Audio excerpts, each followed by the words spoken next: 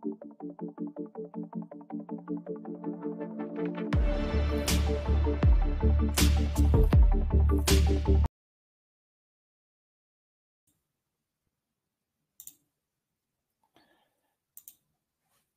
evening and welcome. This was a fast start, so I wish you a very welcome, all of you, tonight. This is another FUJIFILM Nordic webinar. My name is Ib Tordal, for those of you who don't know me, and I'm from FUJIFILM Nordic, Denmark. And I will be your host tonight, together with another guy that I will introduce later on. If you stay put to the very end, we will reveal the next webinar, and it will be the last webinar before the summer holidays. And it will be an inspiring webinar where we will give you some really good ideas what to do in your holidays in your own country. If you stay home, you probably will because of the COVID-19. And we will give you some hints and ideas what to shoot, how to shoot, and where to get awesome pictures during the summer. So if you stay put, we will just tell you about it later in the end. And if you stick onto our Facebook site during June, you will see when we launch the next event. So stay put. Every photographer strives to create a sort of style and signature in his or her pictures. And it can take hours, days, and even years to get there, and thousands of pictures taken to figure out what style and signature, what actually motivates a photographer to shoot photos. You probably recognize this either what stage you are in, if you are a beginner or professional or whatever. You probably know that this is the task to make, to actually shoot pictures and try to find a style and a signature.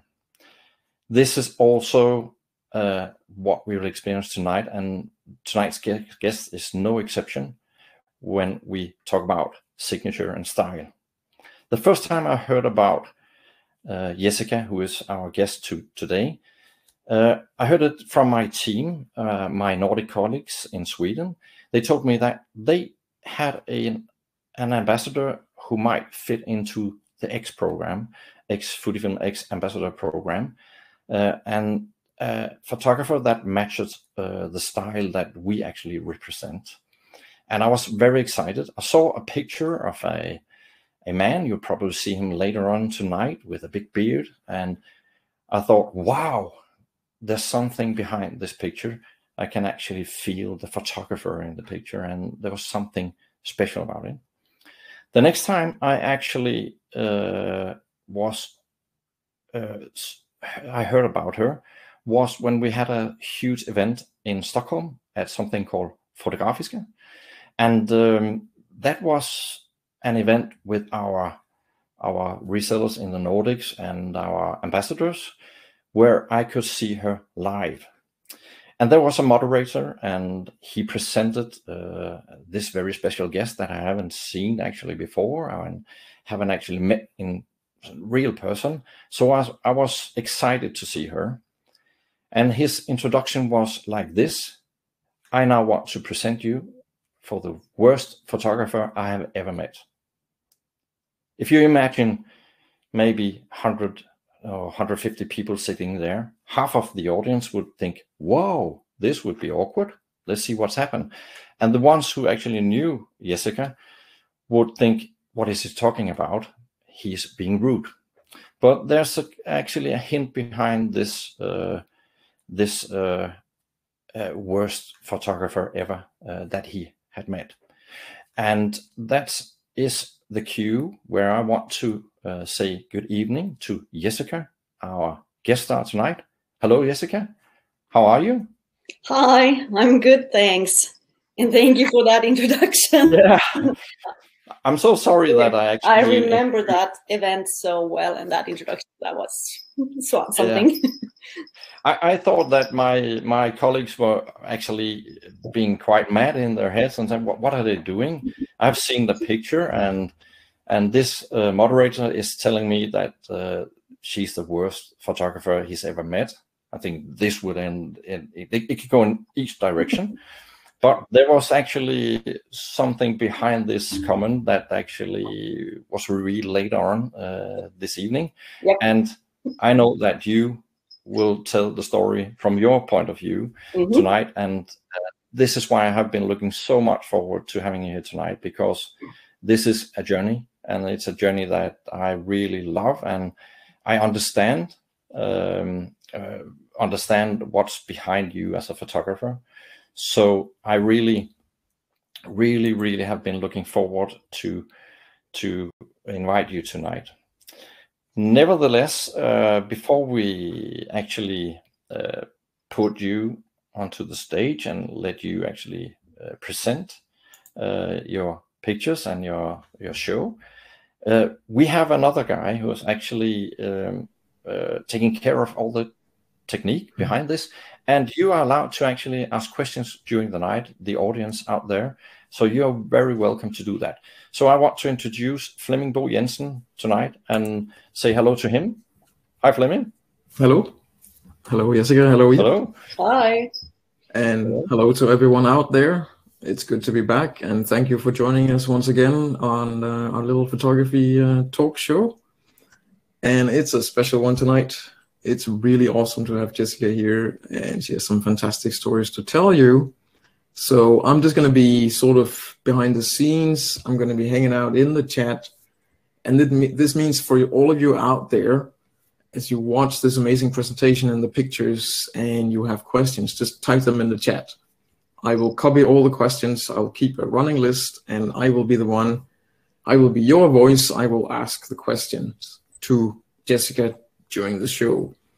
So fire away with all your questions. And if you don't want to be in the chat, there's a little red sort of ribbon with 3 dots on it. You can collapse the chat completely, and you can just sit back and enjoy a nice full screen webinar.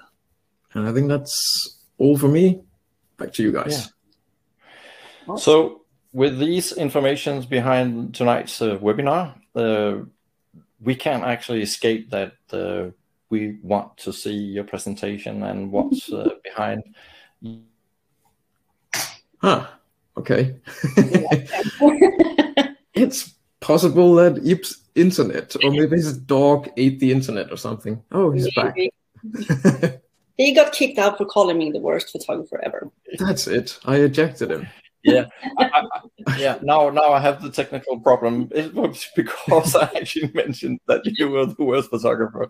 So actually, I took the lead from Per Anders Jørgensen that had trouble with his stuff the last time we had a webinar. So now it's me. So I will escape this scene, and I will leave the stage to you, Jessica. You probably be more fortunate with your streaming than I will. So the stage is yours, Jessica, and put the questions in the question field, and welcome, Jessica.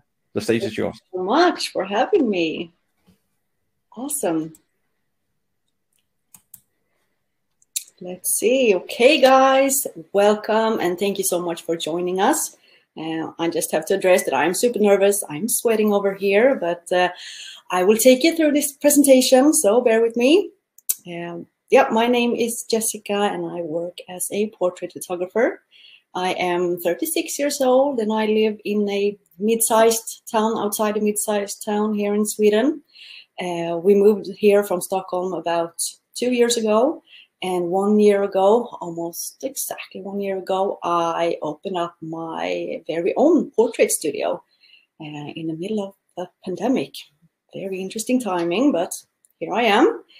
And for those of you who don't know me, I would like to show you some of the stuff I'm doing.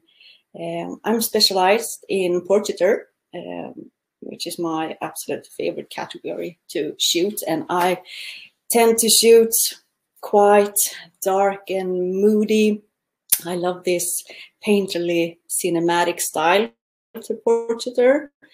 And I work with a variety of clients. I work with kids and families. I work with models coming in wanting headshots done. I work with pregnant women, maybe older women who wants a glamour shoot or something. I don't do weddings and newborns at present. I have been doing weddings, but that was definitely not my cup of tea. So I'm specialized in portraiture that I can do indoors in my studio. I also do some beauty work, and sometimes it's for a special occasion like this one.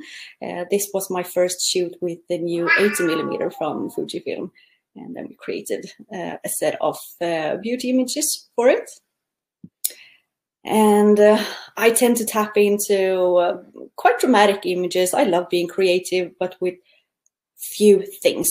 I can't design a set with 10,000 things in it and make it look good. So I always try to scale back and have the model or a couple of models, maybe some nice clothing, and then just a backdrop. And as you can see, it's quite moody. It's quite dark, and the one light has probably become my signature style of photography. And I just love working with one light because it's simple, and I'm gonna talk to you about that later on tonight as well. But yeah, as you can see, I tend to focus on the person that is in the picture, and I want that person to shine actually. So tonight we're going to talk about a little bit about my journey, where I started off, why I was called the worst photographer, and then how I kind of fell out of love with photography and then back in again, and how I ended up here as an ex-photographer with my own portrait studio. But we have to do some time traveling so you guys will understand where this phrase of the worst photographer ever comes from. And this is what I've been dreading the entire evening. I'm going to show you some pictures from my early years. These 3 images you're about to see first, they are from my first 2 years as a photographer. And it's totally fine to laugh, as long as you are on mute. I don't want to hear you laugh. I know you will.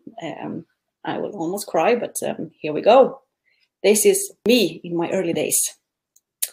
I thought this was very fashion, the first image, and I was doing headshots because someone told me that headshots was nice to do, and I even did some weddings back then. You can almost see, and you can almost feel how awkward that poor couple is feeling in the image. But yeah, this is what brought on the expression of being the worst photographer. I'm not super proud of these images, but I wanted to show you guys where I started off. And when I started back in 2006, I was told that to be a professional photographer, you need to work with at least 2 lights, preferably 3, because no one will take you seriously. Otherwise, you will have to master every genre out there if you want to survive as a photographer. And that kind of freaked me out a bit. Sorry, I have a very loud cat here somewhere. But I was told that to survive as a photographer, you will need to do portraits and weddings and products and fashion and beauty. And I took all of that too hard because I didn't know anything. So I went out, I spent a shitload of money on equipment I perhaps didn't need. And then I started shooting. And these are all images from different jobs I did. I think these images are from like 2010, 9, 10, around there. And I guess you can see that they are a bit all over the place. They are all shot with multiple strobes.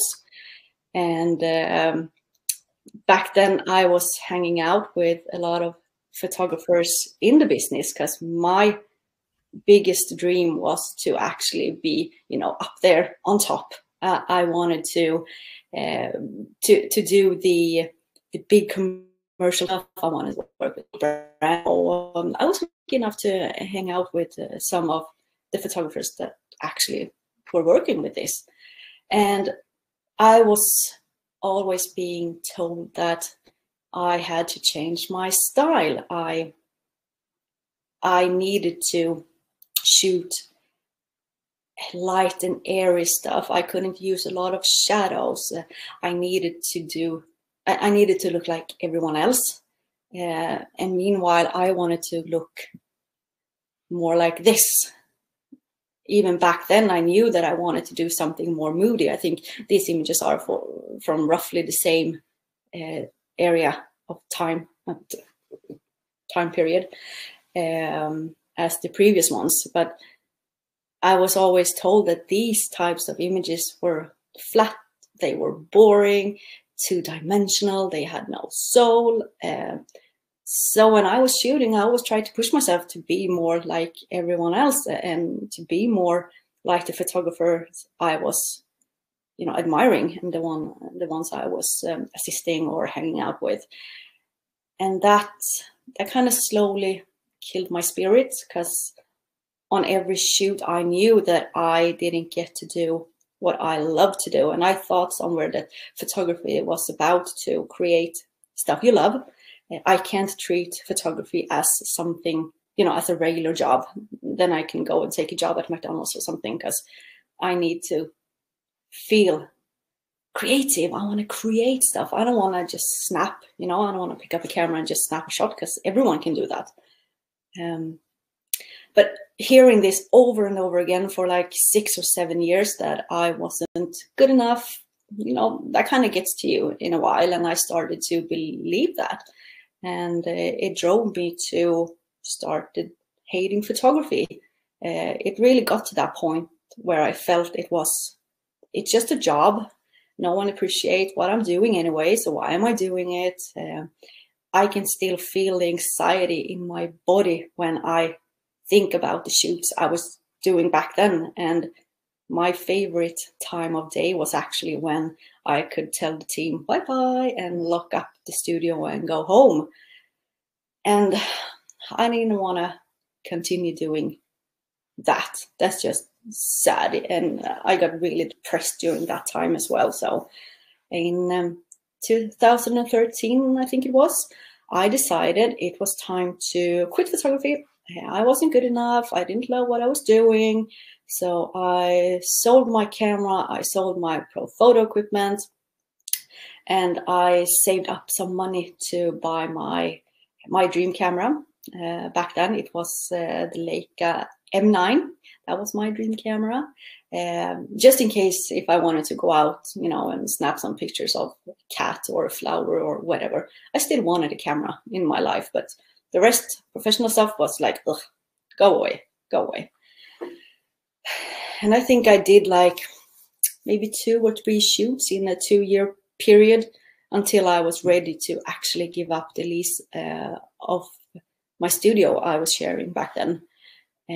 So I canceled that one, and I finally felt that I was free from the pressure, free from the horrible photography business. And I think I had like 2 weeks left on the lease when an old colleague of mine phoned me up and said, "Hello, do you want to come shoot some pictures of me and my bearded friends?" And I was like, "Oh, beards, are you like 70 years old, or what kind of shoot is this?" But for some reason, I said yes. If I was allowed to do it my way, I didn't want to go back and, you know, do stuff for anyone else. I wanted this to be my shoot, my last shoot before I went out with a big bang. And they said yes. No problem, as long as we can get some cool pictures, we're fine. So we took a day in the studio, and these are some of the images that came out of that shoot. And as you can see, I was still in the mindset of you need to do more lights, you have to use 3 lights at least. And I was thinking to myself, okay, which is the coolest light you can set? And this was it. I don't know why I was heavily influenced by, 3 cross ring light or whatever. I don't know. It was a complete mess because I did have 3 strobes, but I didn't have 3 similar lighting modifiers. So I had to wing it. I had to hack it. I used one beauty dish from the front, just bang on to the model, and from one side I had a softbox, and on the other side I had a magnum reflector. So as you can see, the light is kind of spilling out on the backdrop. It wasn't pretty, but it worked. These images actually became super popular on Instagram. I just had discovered Instagram back then. This was in 2005. And some of the images became covers for local news magazines. They were used in ads. The guys loved them and used them everywhere. So it was really fun, actually. And that was the first time I felt that, holy crap, maybe my style or the things I want to shoot actually do have a place in this world somewhere. So this is the point where things started to turn around for me a bit. I felt that there's something here. Maybe I should pursue it, this dark style. And yeah, it was a lot of fun. And this whole bearded thing took me around the globe, basically. I got to work with a lot of different beard companies around the world, which was a bit awkward at first, since most of them wanted to offer me beard product as payment. I don't know if I would look good in beard, but yeah. And I got to work with companies from Sweden, Canada, some from UK, Germany, France, all over the globe. And that kind of became my thing. And we did some pretty fun stuff. And right around here, I started to realize that I don't like shooting with multiple setups or multiple lights. So I started just using one light and a softbox to create the images. And then it kind of became more and more fun the more stuff I took away from the studio and the set. So eventually it was just me, my tiny Leica M9, one strobe and one softbox, and the model. That's how it all started, I think. But we did get some great shots, actually, and perhaps the lighting isn't as refined as it should be. But I was just coming back. I was starting all over again, and it was such a weird and awesome feeling to get permission to do what I wanted. It was almost like a slap in the face to all the other ones that always had told me that you can't work with shadows. You can't use shadows that way in images. No one will like it, blah, blah, blah. But yeah, it kind of did work. It did. And I had models actually flying in from all over the world to my studio to come and have their portraits taken to update their model portfolios, which it's still mind-blowing thinking about the time when you were allowed to travel and that actually people traveled here to me to just, have pictures taken. And at some points, even now, I can feel like a fraud because I'm only using one light. It's so simple that basically anyone could do it. And I like it simple, but sometimes it feels like it's too simple, It should be more of a struggle, kind of. But at least these bearded images landed me my first blog post together with ProPhoto, which was amazing. It was like the highlight of my career. But like, I couldn't believe that someone would pay attention to the stuff I was putting up on Instagram. So that was super cool. And a couple of months later, I received an email from a small company, a little company called FUJIFILM. And they asked me then if I wanted to collaborate with them and try out their new GFX, new camera, and make a shoot and a video about me and my photography. And I was like, oh, at first I thought someone is definitely pulling a prank here. I couldn't believe that anyone would do that. That was super, super cool. So of course, I said yes. I've had some experience with medium format cameras before. I have been shooting with the Phase 1 a bit, but for starters, I'm not a millionaire, so I can't afford to buy one, and I'm not a bodybuilder.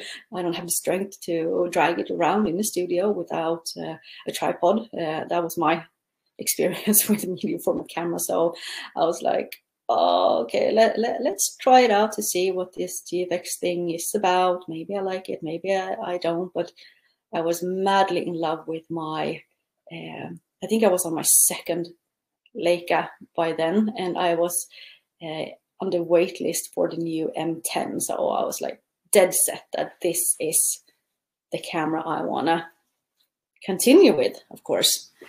But yeah, I said yes to Fujifilm. They gave me, let me borrow a brand spanking new 50S with a 63mm and 110 millimeters. And I was like a kid on Christmas Eve, you know. I was all over the place, super, super happy. And I think that was like the most technical and advanced thing I've ever held in my hands, because my poor camera, it didn't even have autofocus, and this one had autofocus, video, everything. It could do everything. So I ran home, I booked a model, the studio, and a makeup artist, and we built the set, we started shooting. I was feeling like top of the world. And then I looked down at the back of the camera and I was like, wait, is this it? Is this all? And I almost hated everything I saw at the back of the camera by then. And I was feeling so disappointed when I got home that evening. But that kind of turned around when I started looking at the files on the computer, of course. Then when I saw the raw files, and I can still feel how happy I was, you know. It was joy to watch the files. Such a weird thing to say, but it was pure joy. And I remember screaming to myself, like, this is it. This is what I've been looking for in my images. It has that feel. You can almost touch the images. And these images are two of the ones we shot that first night with the GFX. And the colors were, you know, super rich. And I've always felt that I'm missing something in my images. And I've always chased that in editing, in lighting, and the styles I was trying out. But this was it. This was it. And I know that cameras are supposed to be, you know, they're just supposed to be tools, and any great photographer can use whatever crappy camera they can get their hands on to make a good picture. But I need something that makes me happy. I know it sounds silly, but bear with me. I need something to give me joy when I shoot and want me to take the next picture and chase that next image. And that is why I love the Leica so much, because it kind of brought me back to photography and thinking photography was fun again. And it made me create. It wasn't only snapping a digital file. It wasn't only pressing the shutter and then you had a decent picture. It was creating stuff. And I was very, very surprised to find that with a modern camera as well as the 50S was then. I was stunned. So we went about and did the project and the movie together with FUJIFILM and Profoto. And if you've been following along with me for quite some time, you have seen these images of George. And when we shot the video and all of this, I was 8 months pregnant, so I was running back and forth to the bathroom because I needed to cry about how insane and awesome. Back and did a couple of takes, and then I ran back into the bathroom again and cried about, you know, having a model from New York flying in and believing in this project, and then back out. So it was amazing. We spent 2 days shooting stills on the first day, and then we shot the video on the second day. And George from New York, he flew all the way here. He brought a lot of beautiful clothing, and we still wanted it to be simple. We wanted it to keep simple, or I wanted it to be simple, because even though we had Profoto on set, I wanted it to reflect me. I didn't want to bring in tons of lighting equipment that I couldn't control. I wanted it to be super simple, scaled back. I wanted him to be in focus, and I wanted him to be the star of the shoot. And actually, the previous image to the left here is the image. I saw this one printed out. Fujifilm had printed it out for a photo event here in Sweden in 2008, I think. And I saw it on a huge print. And 2 months earlier, I had finally gotten my Leica M10, and I saw the image, and I was like, oh crap, I need to change systems. I need to get a medium format camera. So I knew it by then that yes, this is what will suit me and my work and my style. So I had to sell my poor Leica, and I had to get the 50S. These images were shot with, I did get the 63mm and the 110mm for the shoot, but I ended up using the 110mm all shoot through, because it was just so insanely sharp. The colors came out gorgeous. And back then I had a studio where I could back up, so I actually could take full body shots of him with 110mm. It was fantastic. And going back to the one light setup, I want to show you guys a couple of behind the scenes images, and I want to show you the end result of using it. I know that some people think that a one light setup is too basic, it's too simple, it's nothing extraordinary you can do with it, but I don't agree. I am lazy when it comes to photographing. I do not enjoy having tons of stuff on set. I really like having my one light, my remote control, when I can control everything from it and just go from there. And I think having this experience or this past of, you know, using way too much equipment for my own good, it has taught me so much. And now I realize that this is what I like. I like it simple. It's okay if it is simple. It is okay. So, looks like Fleming has something on his mind. Hey! Hello. Yeah, let me just say first that everyone is absolutely loving your presentation. Thank you, guys. We love it, and I'm almost kind of sorry to interrupt it, but there's a couple of technical questions that I think are maybe worth that you get now before you go into the behind-the-scenes stuff. Sure. A couple of people asked how far away you place the your light from the subjects. And there was also a couple of questions about whether you use any fill light at all. So I just wanted to throw those out there as you continue. Yes. Okay. Let's go with the first one. depending on the subject I'm shooting, that will determine how far away or close I actually put the light. I always try to have it like 45 degrees in front of the model, and I never ever shoot with the light straight onto the model, because that would just create some weird hot spots in the face, and no one looks good with that. So I always try to move my light source, my modifier, a tiny bit, so the nice side light kind of spills over to the model. And I think I will get into it a little bit more later on. And I forgot what the second question was, Fleming. I'm so sorry. It's okay. I am right back. The second question was if there's, I guess you've already answered it, but if you use any fill light or fill flash. Oh, right. Sometimes I do. As you can see on the George image, there are quite large windows to my right. Sorry, to my left.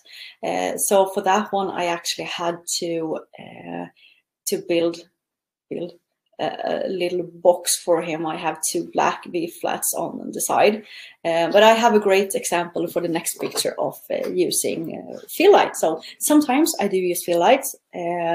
If I'm photographing kids or a family, I usually use a white wall or a white V flat to just fill in shadows, because normally you don't want that with families.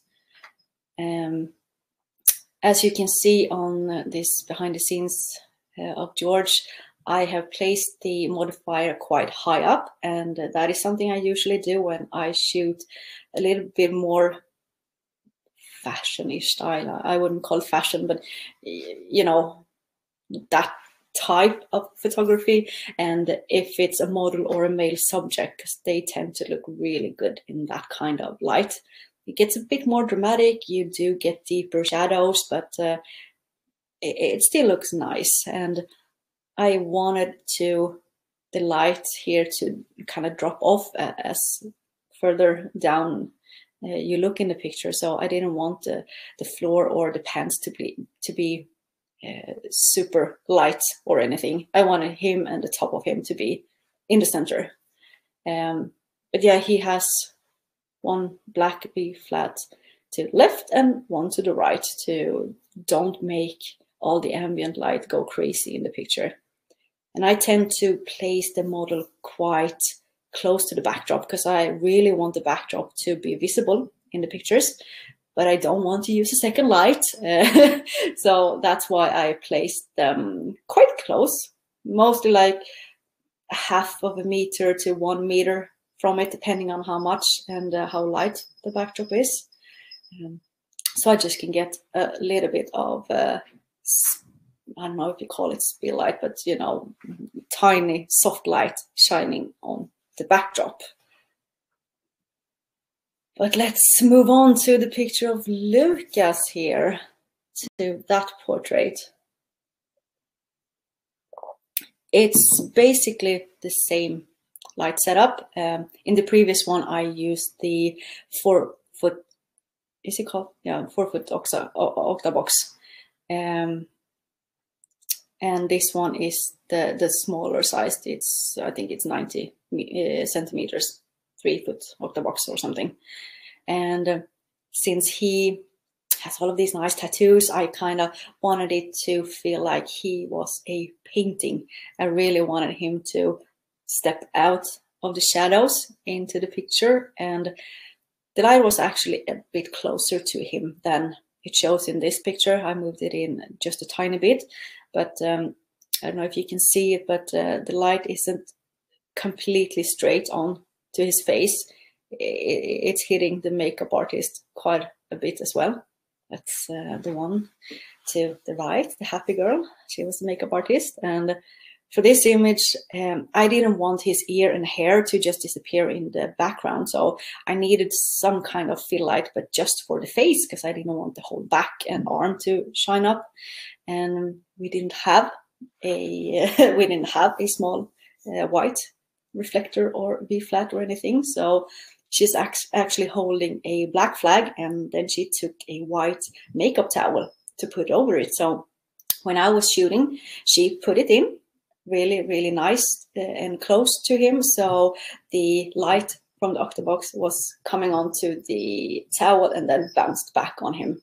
So basically anything that's white or black you can use as a reflector or a negative fill. It's I've used jackets and blankets and whatever and white walls. So what do you have? And I remember on this particular shoot, it was so warm, and I couldn't be bothered running around because I get very warm when I shoot, and I had the 110 millimeters on, and as much as I love that one, it gets really heavy after a while. So this was actually the first shoot I did with the 63 millimeter, the entire shoot, and I was quite relieved that it was so. It turned out way better than I actually thought it would, because I don't know why I thought it would be a bit awkward or slow to work with, but it was super nice. And we shot both close-ups like this one, and we shot full body images, and it was a great lens. I'm sorry, cat coming through. And for those of you who have it, I can really recommend it for portraits too. It's great.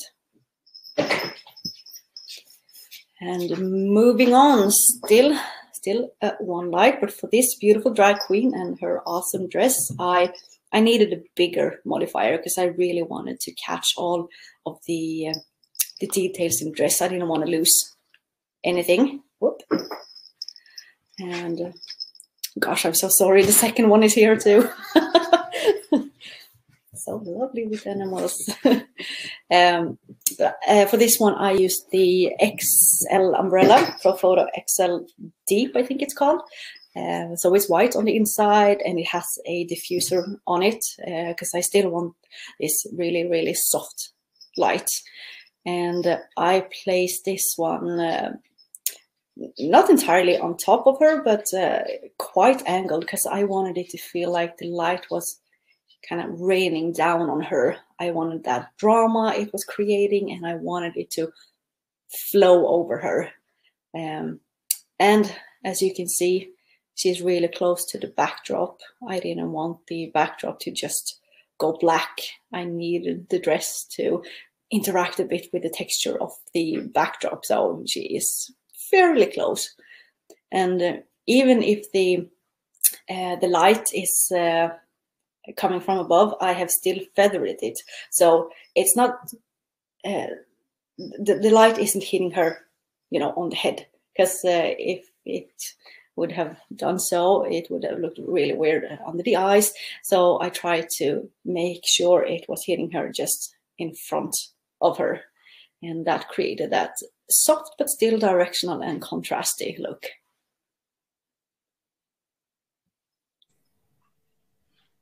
Hello, Fleming. Hello again. Hello again. What a we have a couple of questions, if you don't mind. Go for it. Go for it. Actually, could you go back one picture? Yes, sir. That is awesome. I love this picture. And there was a question. There's a couple of questions actually that relate to this. There's one about the backdrops. What sort of backdrops that you use? Is a paper or canvas? I use canvas backdrops, and this particular one is from a company called Zoom Backdrops.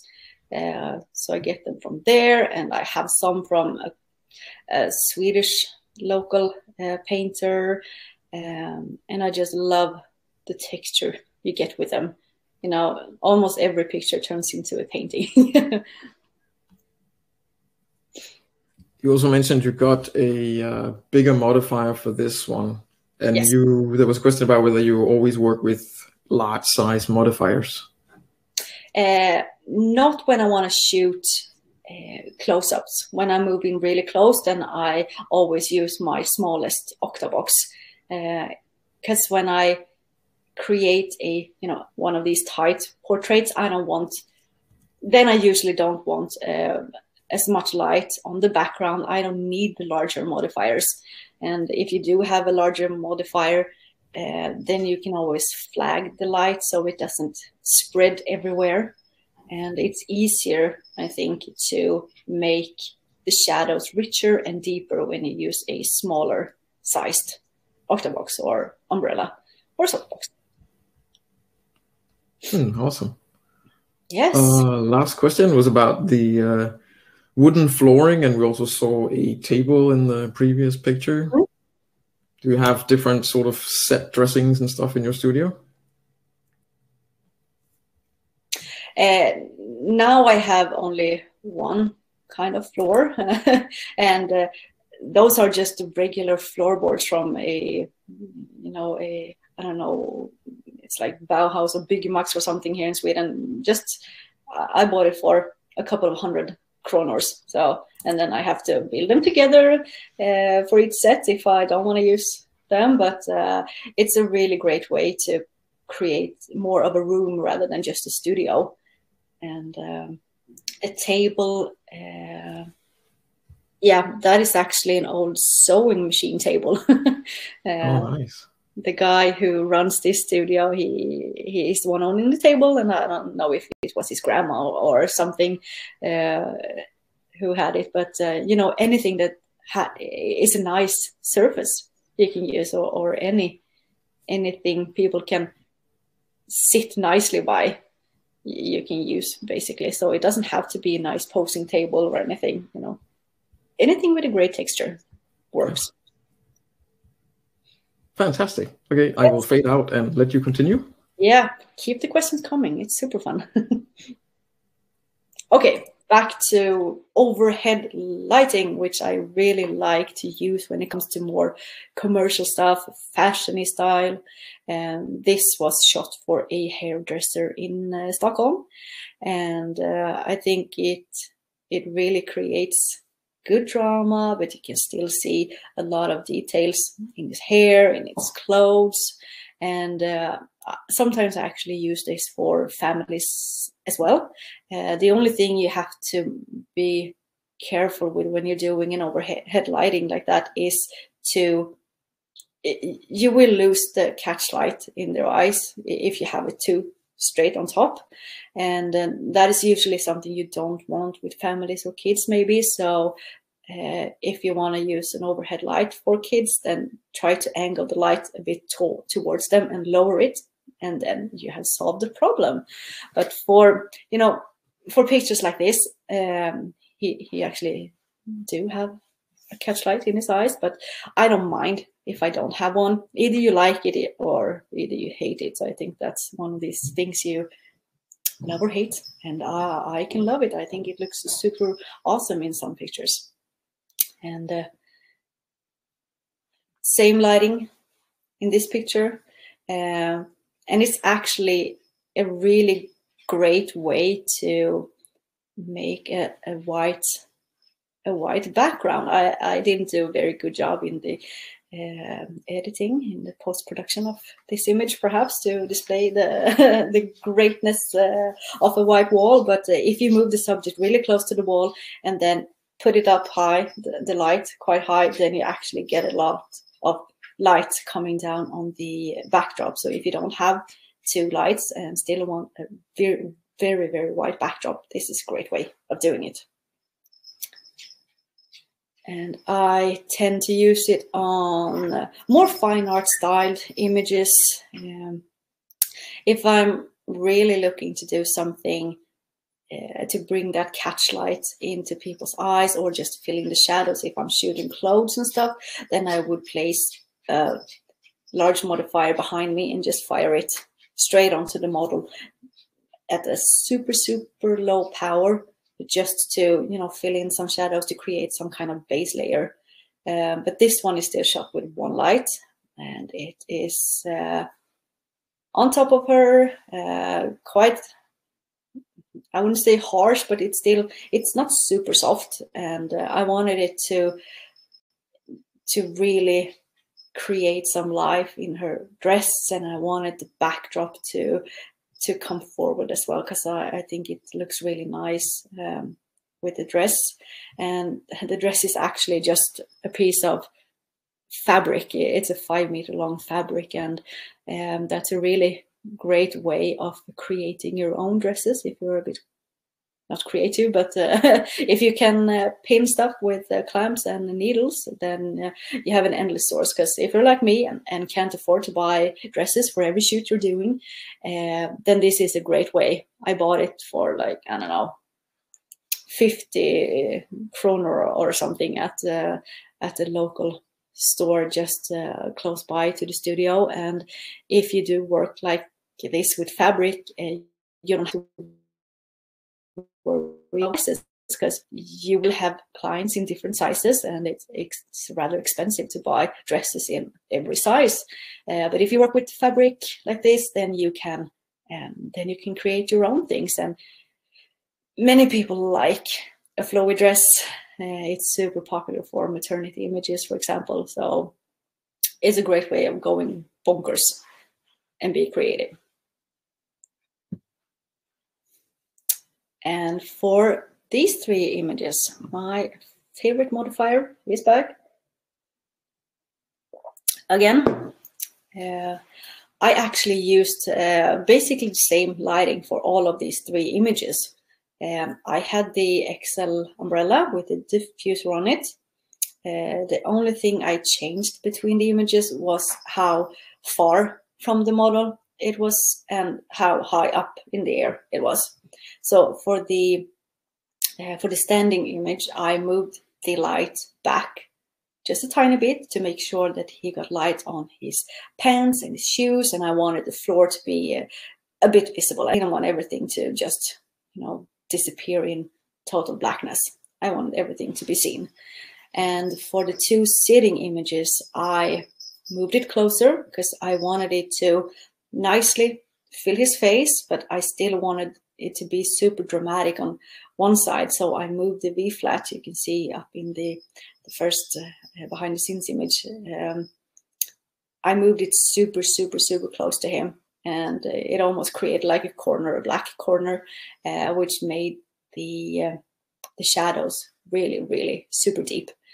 And the 2 close-ups were shot with the new 80mm, and this entire shoot was actually done with the GFX 100, and this was my first shoot, my first proper shoot with that camera. And we would like to do some video time. We want to show you a video of that day. So are there any questions, or should we play the video? There's some really good questions, but I think that we should probably watch the video first. Have a little break and watch this video, which is it a world premiere? Has anyone seen this? No, just me and the lady produced it. So it's the premiere. It's a world premiere. That's pretty awesome. Yeah, we have a really wonderful, about 4-minute video showing this shoot in Jessica's studio. And I think we will watch that first, and then we can take some of the great questions. Sounds like a good plan. Okay, so yeah, let's remember to turn off our audio and video. And yes, sure. See you in 4 minutes. For everyone out there, the video is probably a fair bit louder than our voices, so you might want to turn down the volume just a little bit. We don't want any hearing damage. And then I will start the movie in 3, 2, 1.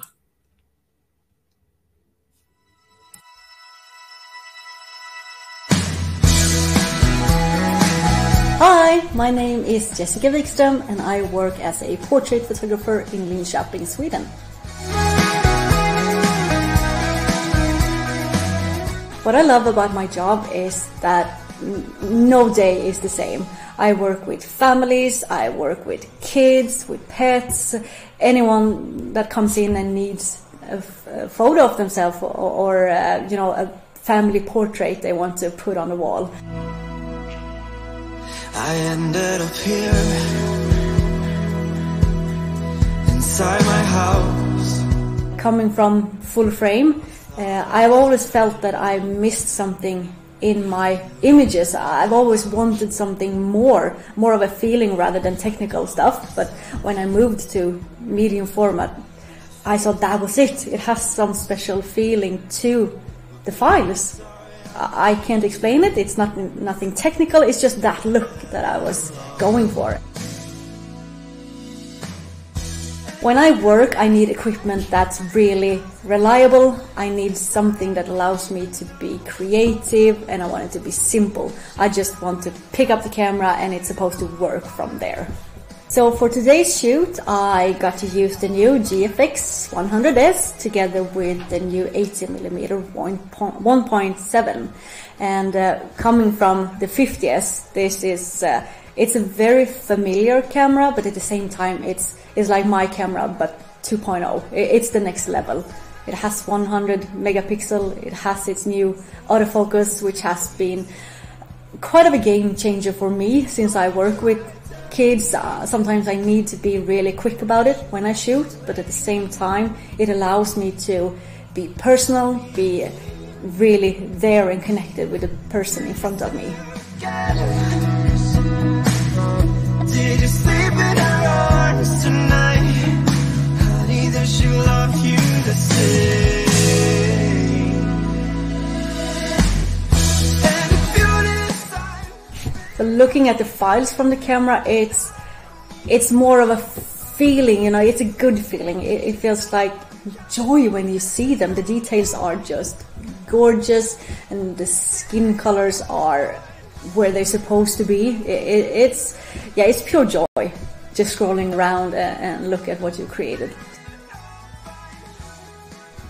The new camera for me has meant that I can level up my work some. I would say the entire GFX system has been a game changer for me professionally.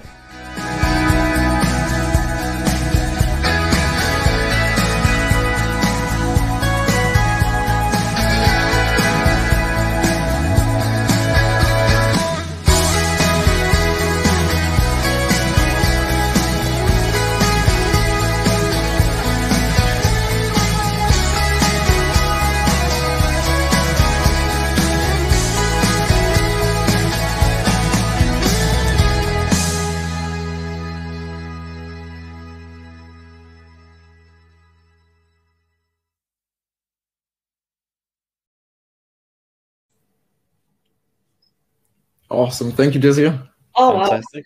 wow. I was like, oh no. So you're on the internet, watching yourself on the internet. Yes. And I don't know if that was more nerve-wracking or showing the first pictures of my early career. That was more nerve-wracking. Bye. You were nervous before we started the session, and I had something up my sleeve. If you actually pull this through in 5 minutes only, I would show everyone in the audience all my family pictures. But fortunately, we didn't have to go through this. You're really, it's good questions out there, and it's awesome answers, and it's awesome to see what's behind. So my entry with the worst photographer was just a scam, and I knew that when I saw you on the stage, and it's the same today. So, and the audience is crowd is really loving this. So just keep on. It's really good. Awesome. Would you like a couple of questions after the movie? Yes, go for it.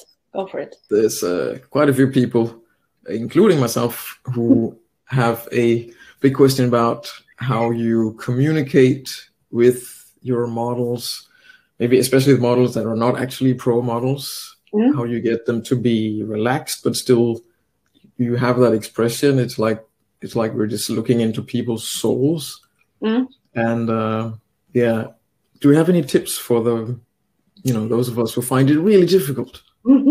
Yes, I do. And I love shooting people who aren't comfortable in front of the camera, because they almost always tend to be the best ones in front of the camera because they listen to you. And I think the key is for you as a photographer to be prepared.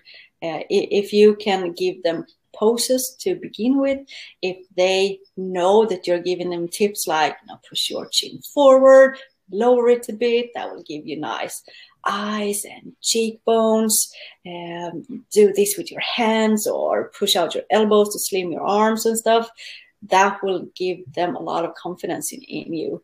And I actually have on my phone, I always, before every shoot, I put together like 10 or 15 images, and I make a sort of a schedule of the stuff I really, really need to do, especially when I shoot families and kids. I need to get those money shots first, and then I can go creative. Because when I shoot, I usually think it's so much fun, and then I'm just, you know, running away in all kinds of directions, and at the end, then I don't have any pictures that are either sellable or that they would like. So I really need to stick to a schedule, and that's help. And I think that helping people as well to relax, and you see it in their eyes when they trust you.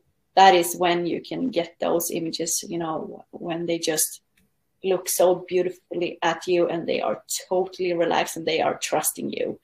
So pull together some inspiration images so you know what to do next, because you don't want to go blank. And I go blank every single time, and then I end up shooting, you know. Oh, so it's not just it's like this with the model sitting like that. So I still go blank. So I really need that visual help to, you know, next one. Did you make prints or mood boards or something too? Yes, and I always have to tell people that I'm not running up to my phone to check Facebook. I'm just checking what the next image is, so I keep track of it. And when we're through all of those images, then we can go bonkers. Then we can go creative. We can jump or roll around or whatever. But we need to get through these first, for your sake and for my sake. That's a great idea. So you're saying it can actually be harder with a professional model sometimes? Oh, definitely. Especially if you have one that are maybe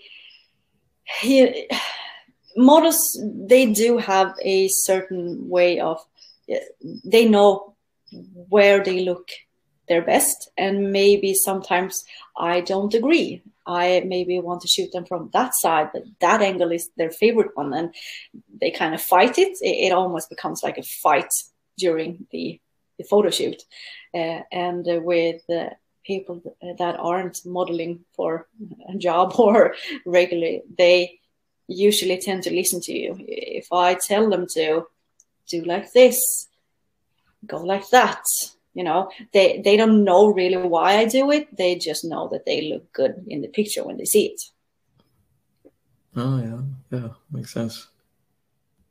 So you use these tricks also to, I guess, I mean, you've done it a million times by now, but like you say, go blank, and that's what happens when I try to do it. I don't feel comfortable. So everything that I thought about, hey, do this and look that way and pose, I just go like, I can't remember any of it. Yeah. I have like 2 go-to poses where I always get stuck if I don't do a shoot plan or you know, something. And then I end up with 100 pictures and 100 different variations of people sitting, you know, from the side, hands on the lap, rotating like this. And it's like no variation. And I struggled with that for I don't know how many years before I was just like, oh, why don't I get some inspiration out of internet or pictures I like? And but be mindful, don't show the picture to the client, because they will probably see, you know, they see the person, especially if you use a famous person, they will see and think that they will look like that person, but you may be only referring to the hands or how the head is tilted, and you don't want to give the wrong impression, because you're probably not shooting the same light or the same backdrop or whatever. So I never show people that. I keep it for myself, and then I just, you know, jumping around and showing what they're going to do. I always try to make them mirror me.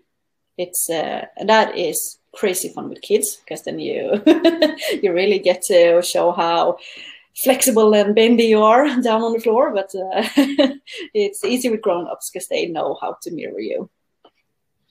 Yeah, you have a great photo of kids coming up soon in your presentation. Maybe you can talk more about how you manage that. Definitely. That'd be scary. Yeah. Oh, fantastic. Yeah. Yeah, and if you want to continue the presentation, then we can take more questions later, or... Yes. Okay, let's go. Last couple of slides. Yes.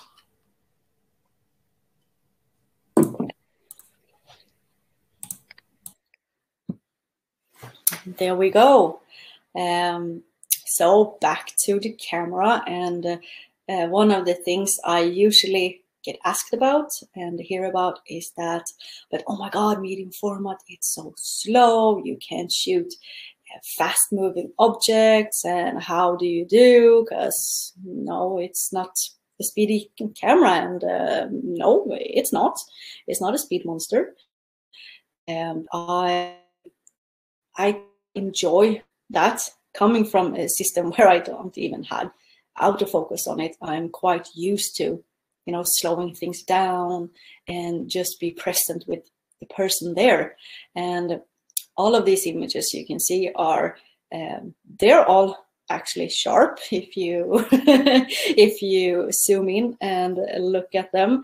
But it's about knowing when to press the shutter, and I've learned to work with a slower camera. And I always try to be there with the people. I don't chimp a lot on the back of my camera, because then I will miss the opportunity to shoot like the picture up in the right corner. That was really, really a lucky shot. I asked them to, you know, pull their ugliest face, and the kid in the back, I told him that he was the king for the day, and he got to do whatever he liked to his siblings, and we ended up with that image. They had two beautiful dogs, and the poor dogs, they looked like hell was upon them in the entire shoot. But that is one of my favorite images, and that one is really, really sharp as well. But you need to be there when you're shooting moving stuff, you know. And I probably wouldn't go out maybe shooting motorsport, or I don't know, a horse jumping competition. You can probably do it, but then it might be good with a faster camera. I don't know, but for the work I do, this is it's perfect. I love that it feels like, you know, sometimes it doesn't feel like I have the camera with me, because it's yeah, I know it sounds super weird, but it really makes me connect with people. It makes me be able to be close to them, and since it's not a huge camera, it doesn't feel like a scary black thing coming up in their faces. They kind of forget about the camera quite quickly, actually. And the picture with the mom breastfeeding, she was so comfortable around me and in the studio, and she was like, oh, could you please snap some images while I'm feeding him? I would love to have that. And I just, you know, sat back. I think I used the 63mm for this one too, so I could back up and give them some space. And she just sat there, and the camera just, you know, I let it work. I really like being able to connect with people. I want to be there. I want to talk to them. I talk a lot with people during the shoot, and I am super introverted usually. I really don't enjoy small talk, but in the studio it's a different thing. And if you're like me, you can prepare questions so you know what to talk about. That's a good thing. But that connection kind of is what you see in the images and what you can almost feel in the images. And I'm so happy that I have a camera that allows me to do that. I know, again, the camera is only a tool, but oh, this is almost more than a tool. This is creating almost for me. It's making me better. And like I said, people tend to forget about the camera. They just, you know, they do their stuff eventually. And I don't think that I would be able to do that if I didn't have equipment that allowed me to forget that I'm using technical stuff, because I am the least technical person ever. So please don't ask me too difficult technical questions. Save that for Ibn Fleming, please. But I need to rely on my equipment. I need to know that if I've set my settings and done my light right, I can just keep on snapping. And then I know that every frame will be a good frame, and I can concentrate on making my subjects feel good about themselves and just be there with him. Like the little guy on the right, he was so upset because his sister stole the apple box he wanted to sit on, and he was looking at me like that for a split second, and the next second he was laughing again. So I really needed to be there, and I'm super happy about that shot. And when working in studio, my things are, my go-to when I shoot portraits with one person in them is f4. I really love how that looks in the images. I usually use ISO like 200 to 400 and 150 shutter speed. No, sorry, 125 shutter speed. And if I shoot more than one person, when I shoot families, I usually shoot at 5.6, because I think that gives a really nice touch and nice look to it. And I don't mess around a lot with it. I haven't come to that point where I need to shoot like f8 or something. I really think that 5.6 works. And I've started using the eye tracking function, the face tracking functions when I shoot families and kids, which I didn't use until a year ago. And now I love that function. And I think the speed of the new 100S was really, really nice. I'm not gonna lie, I love the autofocus, and that was, you know, it was really keeping up in a different way. But I still think the 50S is it's a great camera, and it has brought me all of these images. So I am very, very happy with the speed of it. And that was it. Holy moly! Wow. I just thought about a thing when you were explaining how you guided or talked to your models. Fleming, you are shooting concerts and like that, and it's similar when you have music. You have some peaks in the music, and it sounded to me like you guide your model, and you build up the music, and then you have a peak in the music, but you guide them to actually do their poses and so on. It's quite similar that you actually do this tonality, and you guide them to a peak, and then another picture to another peak. It sounds like that. Yeah. And I heard it from Fleming too, and when I suddenly hear you, it sounds similar.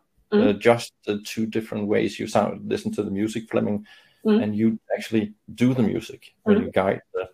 It's quite interesting to sit and watch and listen to what you do. Do you experience the same, that you build up these situations and build them up and build them up?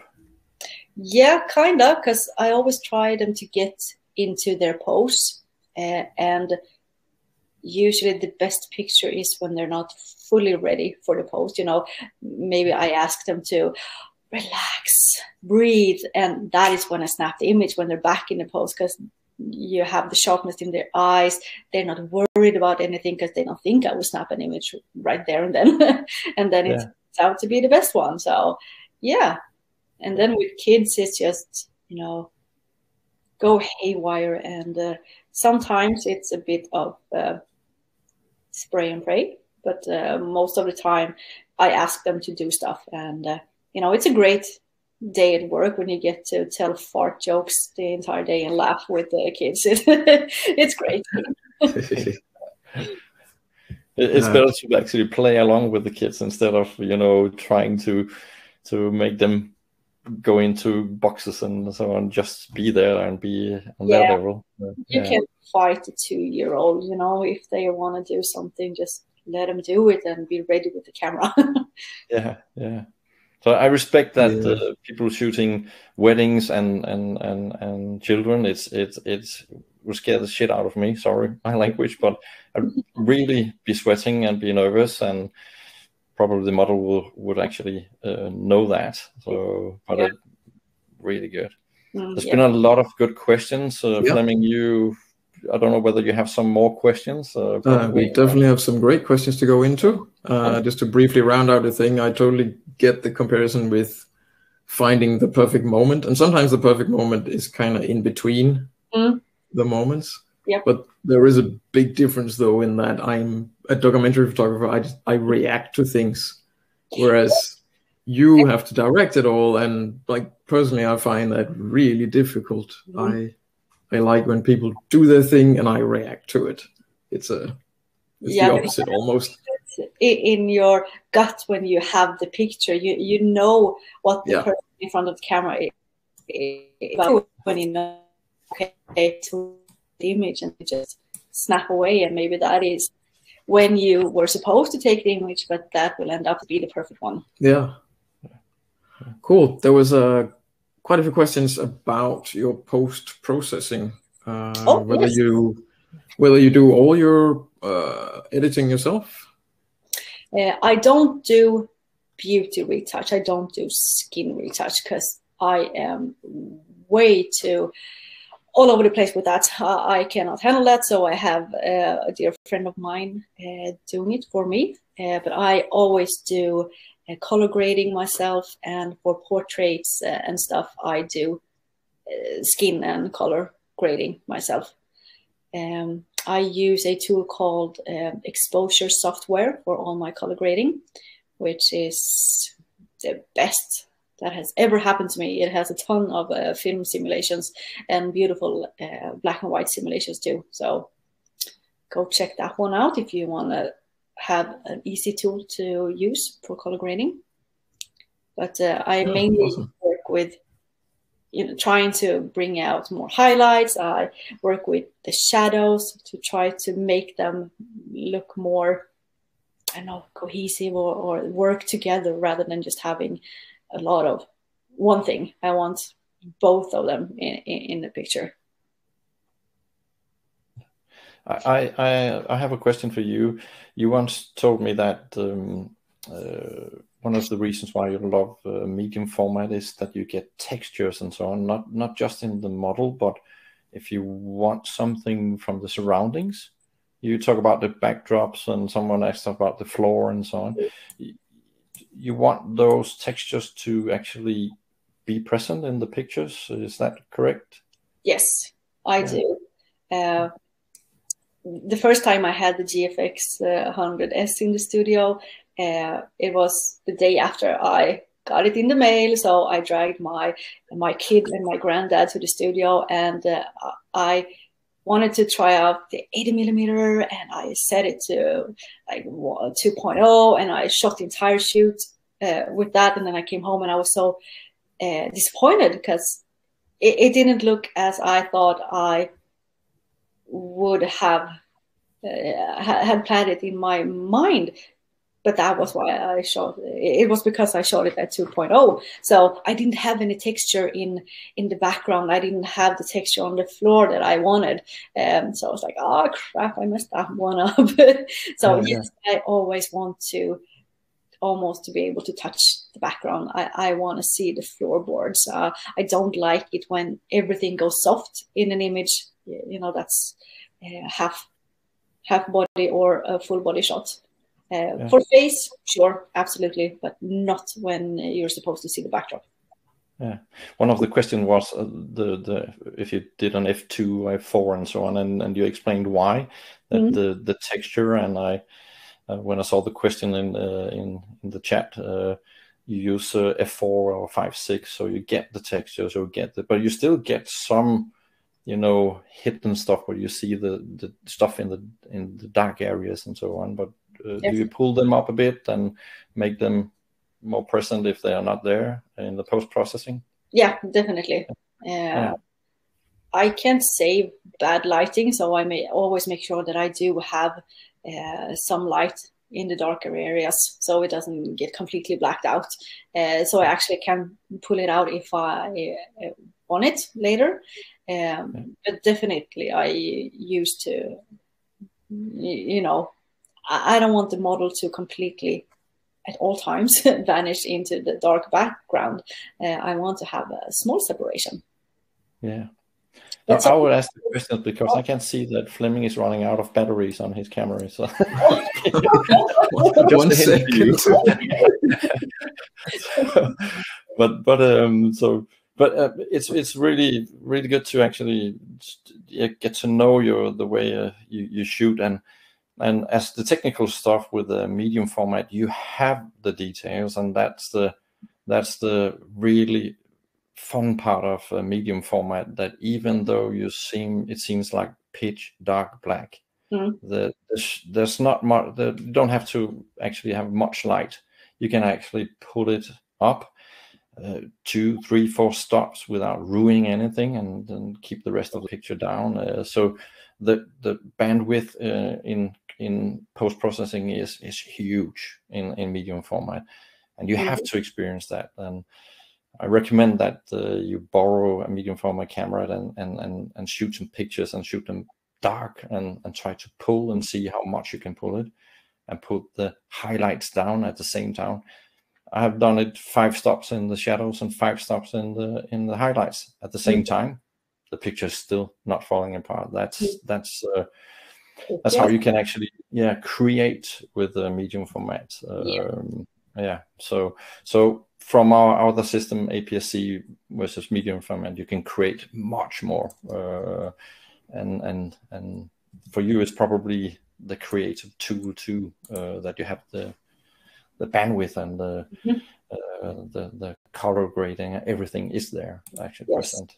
It's not much limitations, to be honest.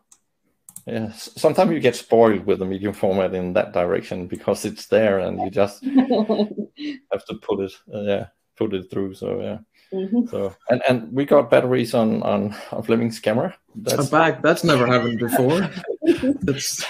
You're doing good, Jessica. You have no problems. We are the guys with the technical problems tonight. Cats running around.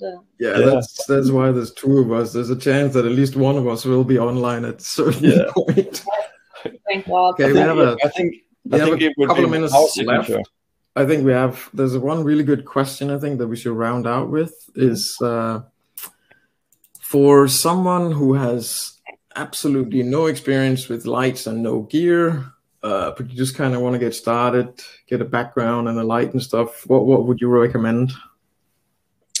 I guess it all comes down to budget, but you can get almost any light. You could almost get any crappy modifier and actually turn it out to be a beautiful picture. It all comes down to how you use your light. Remember to not use all the light on the model's face. Try to feather it away. I know that it kind of goes against everything you think you should do with light. All the light on the model, you will see everything, but try to always feather it away and start out with one light and see what you can create with it. There are tons of possibilities, and you don't have to go for the most expensive stuff, but if you do, there's a huge used market out there. You can buy something used. I started out that way because I knew I wanted pro photo stuff, so I had to start out with used pro photo stuff, and they can run for ages. So don't worry if it has a couple of years on it. And I would suggest something like a softbox or octabox as a modifier. I think they are beautiful. It gives great light, and you can do a ton of stuff with them. And yes, for one light. I guess I'm just not having tried it myself. I'm just thinking that when you sort of have that one light, and if I'm a beginner and I start out and I just have the one light, I don't have to spend so much time battling or the light stuff. No, you don't. And that, I think that for me kind of killed the creativity as well. Because if I didn't know what it would look like, in the beginning, it was always like a surprise. Every time I took a shot, it would look one way, and then I took another shot and then it looked another way. So you kind of want to keep it simple, and you can advance later on. I don't think I ever will use more than two strobes, because that fits my work and where I am today, at least. I don't know, if 5 years I might use 10 lights, who knows. But as of now, it's simple enough, and you can do plenty with it, definitely. Yeah, we just saw your amazing pictures, so yeah, speaks for themselves. Just move the light around, play and have fun, and don't listen to people saying that it's too basic. That's awesome advice. That's awesome. Well, yeah. What do you tell about the time? How many minutes do we have left, Fleming? We have about 3-4 minutes left, so we are already coming to the end of this fantastic presentation. Yeah. Thank you so much, Jessica. That was the time. Yeah. Oh my goodness. Yeah. It's been and a I privilege. really thought that Yeah.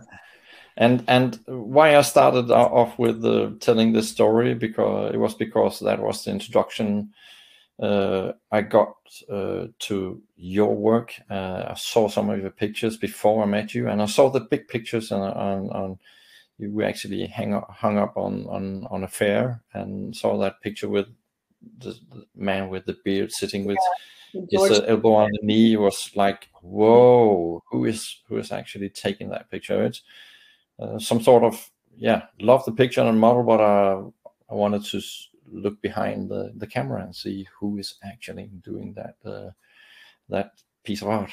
And it's amazing to see pictures almost as high as yourself. It was 160, 170, I think it was. Amazing. I hope that we can do fairs and so on in the future when we get on the other side of COVID, and we will definitely show some of your pictures in huge format, so they can actually see see all the details. It's amazing to see. We have them at the Stockholm, I think, office, so we have them there, and we will show them whenever we can. So that'll be good. So I hope that you will join us on events in the future, live events and so on, and maybe do some live workshops and so on, teach us just a bit, give us some hints in what directions. Absolutely. God, I miss that.